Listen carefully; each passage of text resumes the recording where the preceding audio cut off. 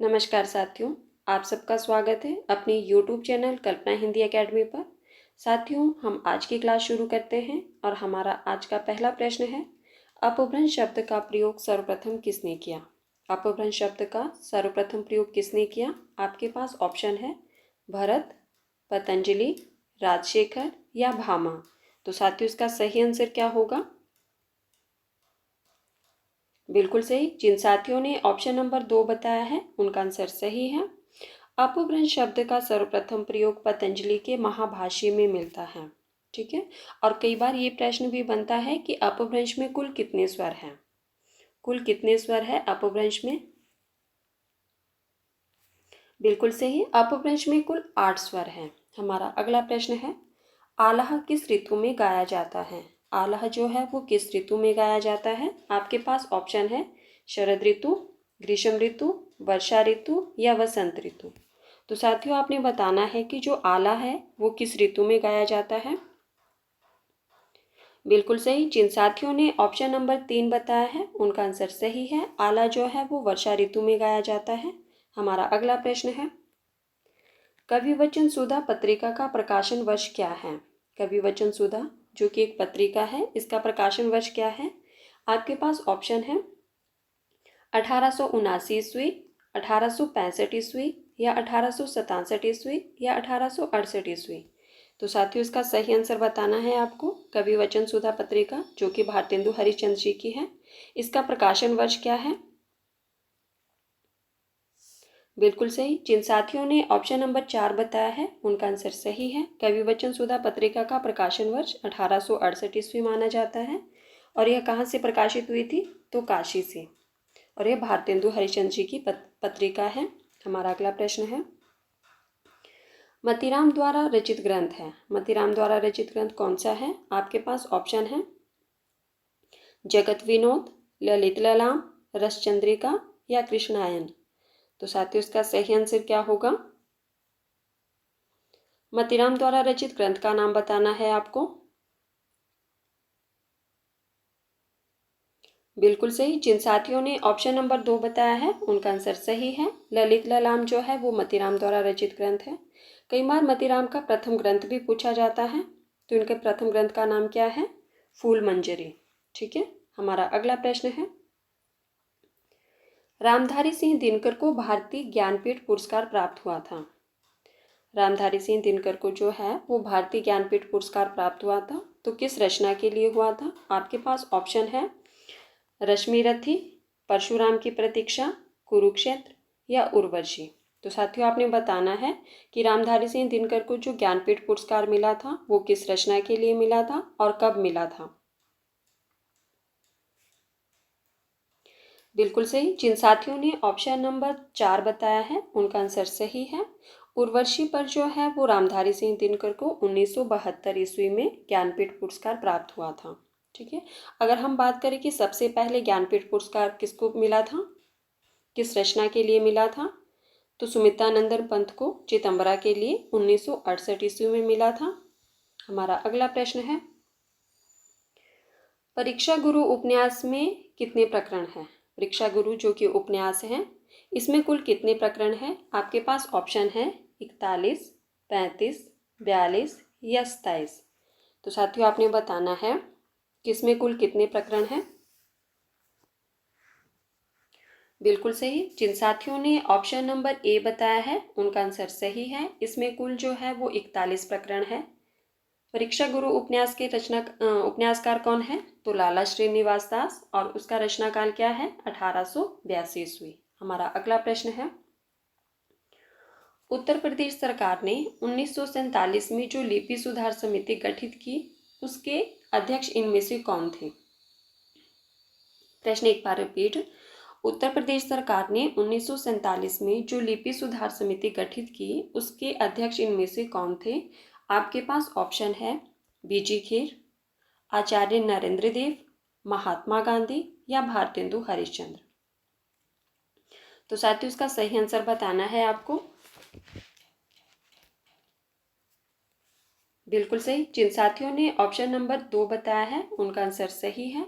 आचार्य नरेंद्र देव जो है वो 1947 में जो लिपि सुधार समिति गठित की गई थी उसके अध्यक्ष थे। हमारा अगला प्रश्न है, लालटेन की छत के लेखक हैं। लालटेन की छत, इसके लेखक कौन है?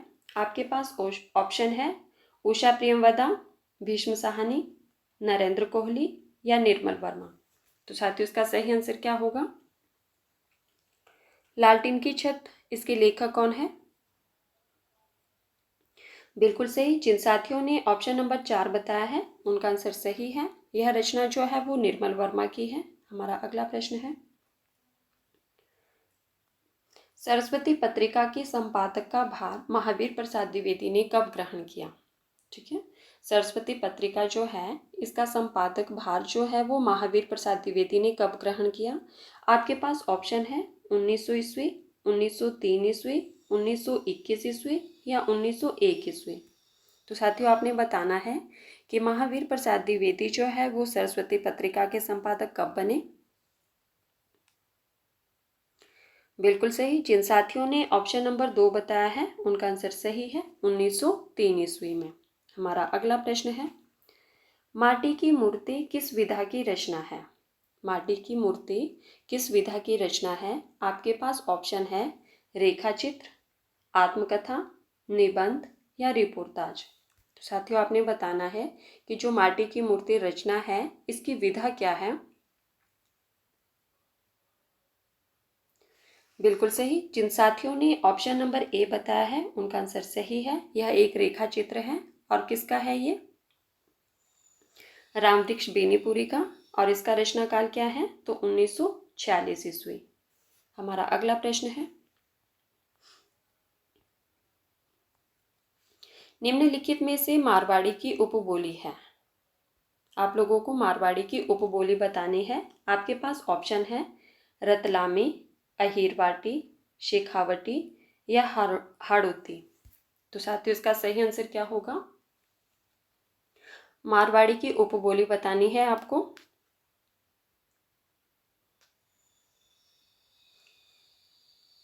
बिल्कुल सही। जिन साथियों ने ऑप्शन नंबर 3 बताया है उनका आंसर सही है। शेखावटी जो है वो मारवाड़ी की उपबोली है।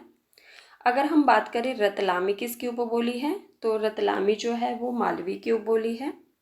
अहीरवाटी मेवाती की है और हाड़ौती ये जो है वो जयपुरी की उपबोली है।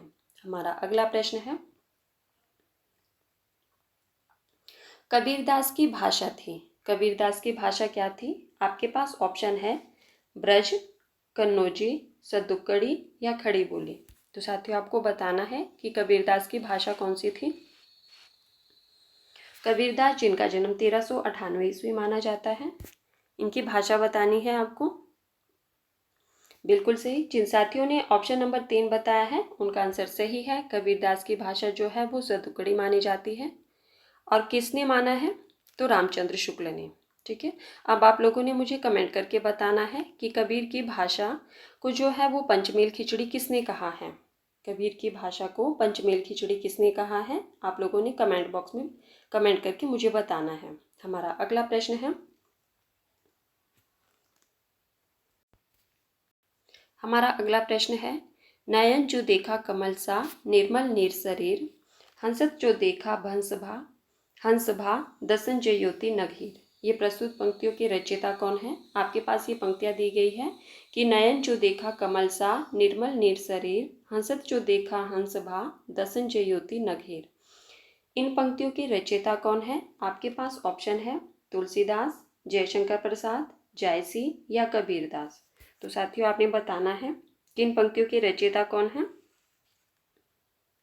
बिल्कुल सही। जिन साथियों ने ऑप्शन नंबर 3 बताया है उनका आंसर सही है। इन पंक्तियों के रचयिता जो है वो जायसी है। हमारा अगला प्रश्न है, पल्लव के रचयिता हैं। पल्लव के रचयिता कौन है? आपके पास ऑप्शन है निराला, सुमित्रा नंदन पंत, महादेवी वर्मा या जयशंकर प्रसाद। तो साथियों इसका सही आंसर क्या होगा? पल्लव जो है वो किसकी रचना है? और साथ में आप लोगों ने इसका रचना काल भी बताना है। बिल्कुल सही। जिन साथियों ने ऑप्शन नंबर 2 बताया है उनका आंसर सही है। पल्लव के रचयिता जो है वो सुमित्रा नंदन पंत है और इसका रचना काल 28 ईस्वी है। कई बार ये प्रश्न भी बनता है कि छायावाद का मैनिफेस्टो किसे कहा जाता है, तो वो भी पल्लव को कहा जाता है। हमारा अगला प्रश्न है, बेताल पचीसी के रचनाकार हैं।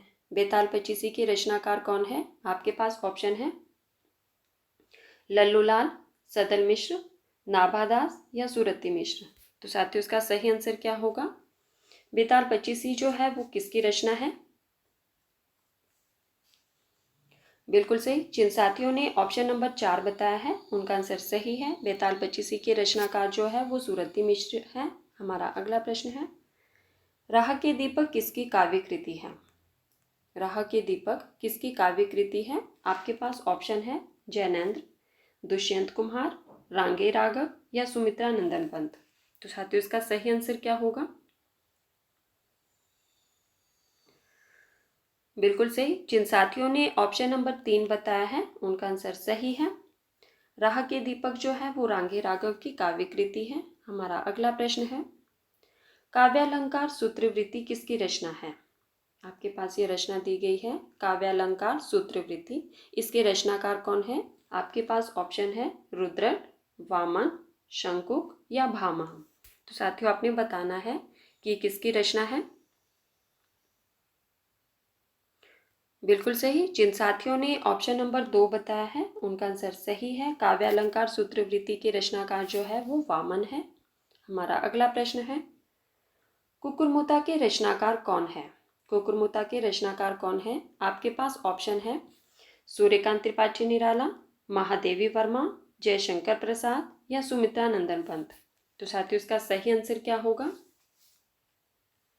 कुकुरमुता के रचनाकार बताना है आपको कि कुकुरमुता के रचनाकार कौन है और साथ में इसका रचनाकाल भी बताना है।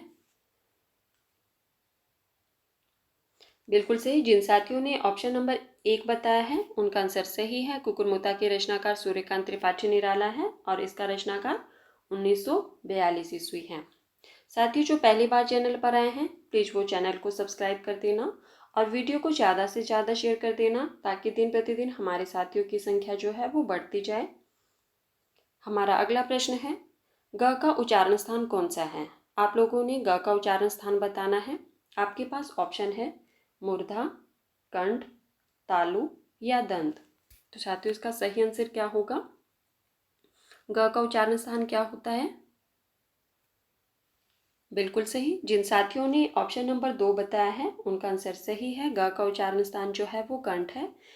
कवर्ग जो है वो कंठ के अंतर्गत आता है और ग भी जो है वो हमारे कवर्ग के अंतर्गत आता है, कवर्ग के अंतर्गत आता है। हमारा अगला प्रश्न है, मूक का विलोम क्या है? आपके पास एक शब्द दिया गया है मूक, इसका विलोम बताना है आपको और ऑप्शन है आपके पास हास, गुण, शाप या वाचाल। तो साथियों इसका सही आंसर क्या होगा? मूक का विलोम क्या होगा? बिल्कुल सही। जिन साथियों ने ऑप्शन नंबर 4 बताया है उनका आंसर सही है। मूक का विलोम जो है वो वाचाल है। हमारा अगला प्रश्न है, कथा सम्राट किसे कहा जाता है? कथा सम्राट किसे कहा जाता है? आपके पास ऑप्शन है प्रेमचंद को, अज्ञे को, जैनेन्द्र कुमार को या फणीश्वर नाथ रेणु को। तो आप लोगों ने बताना है कि कथा सम्राट किसे कहा जाता है। बिल्कुल सही। जिन साथियों ने ऑप्शन नंबर 1 बताया है उनका आंसर सही है। कथा सम्राट जो है वो प्रेमचंद को कहा जाता है। और आप लोगों ने मुझे कमेंट बॉक्स में एक और प्रश्न का आंसर बताना है कि प्रेमचंद जो है वो उर्दू में किस नाम से रचनाएं करते थे। हमारा अगला प्रश्न है, मधुशाला के रचनाकार हैं। मधुशाला के रचनाकार कौन है? आपके पास ऑप्शन है सूर्यकांत त्रिपाठी निराला, हरिवंश राय बच्चन, सूरदास या जायसी। तो साथियों इसका सही आंसर क्या होगा? मधुशाला जो है वो किसकी रचना है? बिल्कुल सही। जिन साथियों ने ऑप्शन नंबर 2 बताया है उनका आंसर सही है। मधुशाला जो है वो हरिवंश राय बच्चन जी की रचना है। हमारा अगला प्रश्न है, ज्ञानपीठ पुरस्कार किस भाषा से संबंधित है? ज्ञानपीठ पुरस्कार जो है वो किस भाषा से संबंधित है? आपके पास ऑप्शन है हिंदी से, संस्कृत से, तमिल से या संविधान की 8वीं अनुसूची की सभी भाषाओं से। तो साथियों आपने बताना है कि जो ज्ञानपीठ पुरस्कार मिलता है वो किस भाषा से संबंधित होता है, किस भाषा पर मिलता है वो।